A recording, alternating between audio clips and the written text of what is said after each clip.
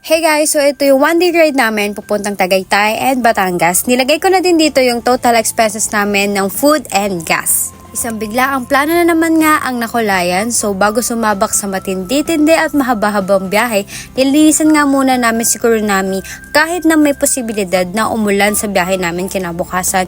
So ayun, simple lang at mabilis na paglilinis yung ginawa namin dahil nga konting oras na lang yung meron kami. After naman naming malinisan si Kuronami, sinunod naman namin tong helmet namin. Yung bawat isang helmet ay nagkakahalaga ng 25 pesos. Dito namin siya nilinisan sa helmet vending machine na katabi lang din naman nung mismong motor wash.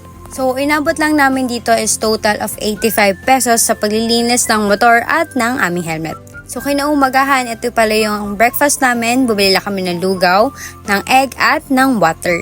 Bale, ito nga pala yung inabot ng first gas namin. Dito nga di kami pala dumaan sa Manila. After no naman ay yung bandang Cavite na sa Imus at sa may Dasmariñas City. Dito sa dinadaanan namin, meron pang natitirang 35.8 kilometers bago tayo makarating sa Tagaytay. After makarating dito sa first destination, stop muna kami sa Bulalo Capital para magkape at syempre naman, enjoyin natin yung view ng Taal Volcano. Kitang-kita dito sa taas sa view deck ng Bulalo Capital yung Taal Volcano. Grabe, sobrang ganda. Marami palang kabayan dun sa baba at parang sobrang lapit lang talaga nun sa bulkan. Sobrang ganda dito at ang ganda-ganda ng view. Para sa akin, ito din yung isa sa mga sulit na pinuntahan namin. Up next, syempre, dito na tayo banda sa Batangas. Ito, ang pupuntahan namin dito is yung Fantasy World pero hindi naman na siya bukas. Pero dadaanan pa rin namin siya. Nag-stop lang muna kami dito para mag-take ng mga ilang pictures ni Kuronami. Of course, nag-take na din kami ng mga photos namin. Nag-stop lang kami saglit.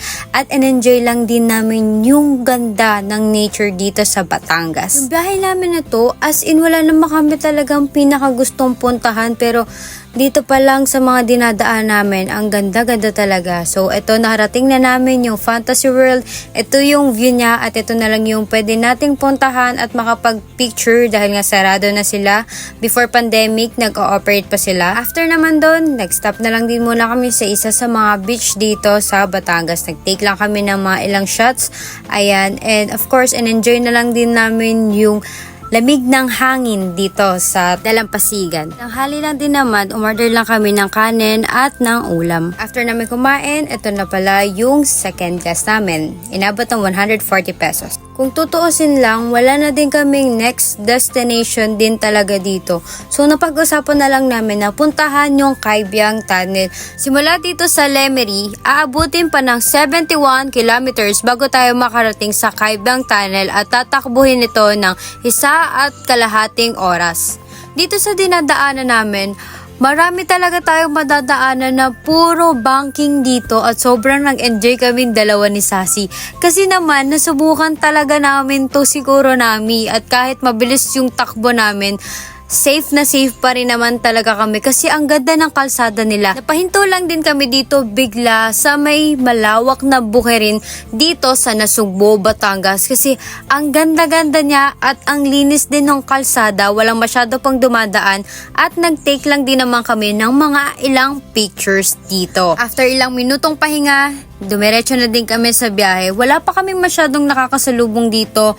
Clear yung kalsada, in-enjoy lang din namin yung view, yung nature na sobrang sulit. Alam nyo ba na umabsent lang kami sa araw na to dahil syempre long weekend, in-enjoy na lang din talaga namin dahil sa mga susunod na araw at linggo, mabibisi na naman kami at hindi na naman namin alam kung kailan yung next long ride namin.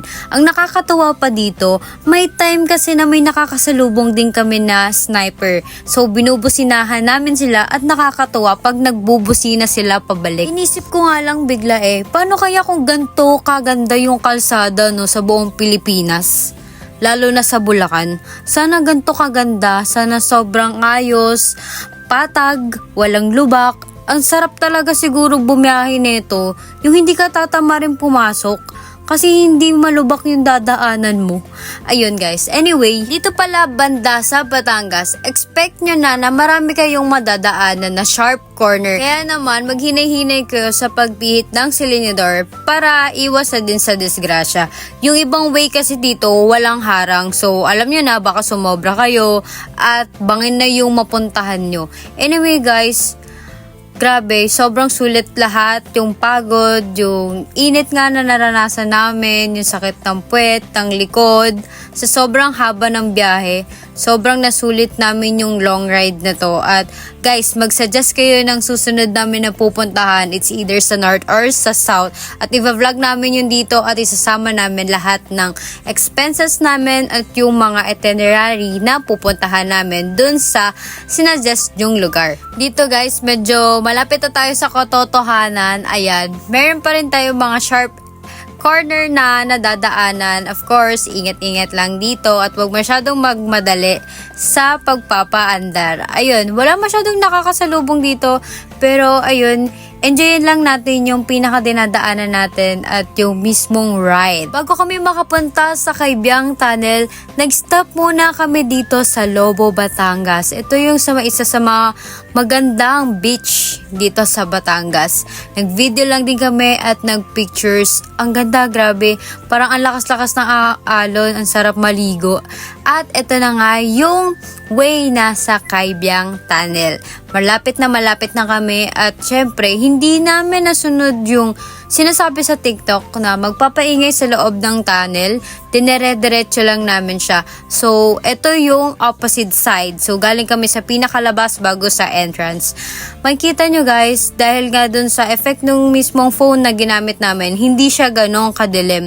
Kaya naman, hindi ako natakot at dahil kitang-kita ko naman yung pinakadulo ng tunnel. Paglabas pala namin dito guys, meron ng mga nakaabang dito na tao. So, ayun, pwede kayo magpa-picture sa kanila. At meron dito sa kabilang side naman, grabe, ang daming stickers dun. At nakita namin yung sticker ng Team Payaman, pero yung kay Reed, hindi namin nakita. Ito na lang yung last na videohan ko nung pauwi na kami dahil pagod na din. Gusto namin na makauwi at makahiga na, magpahinga.